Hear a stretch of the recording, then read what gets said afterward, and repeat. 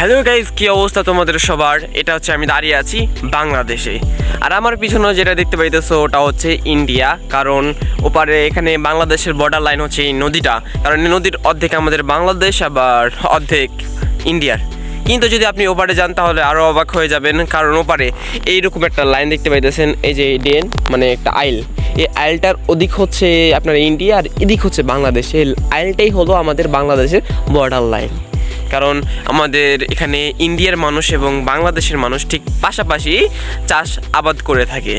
আর কেউ যদি আপনারা যদি দেখতে চান স্পষ্টভাবে ইন্ডিয়াটা, তাহলে অবশ্যই আমাদের গ্রাম অঞ্চলে আসতে পারেন। এটা হচ্ছে লোকেশনটা হচ্ছে নওগাঁ জেলা সাপার থানা আর কলমডাঙ্গা গ্রাম। আর আমাদের এই পাড়াটা অনেক নামে ফেমাস, তো যাই হোক আমি ওটা বলবো না।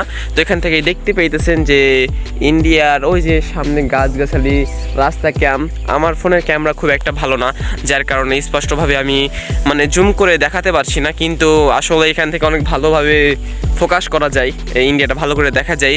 তো আজকের ভিডিওটা এই পর্যন্তই ছিল। যদি ভিডিওটা ভালো লাগে লাস্ট পর্যন্ত দেখেন তাহলে অবশ্যই ফেসবুক পেজটা ফলো করে দেবেন, আর যদি ইউটিউব থেকে দেখেন তাহলে প্লিজ অবশ্যই আমার চ্যানেলটি সাবস্ক্রাইব করে দেবেন। ধন্যবাদ।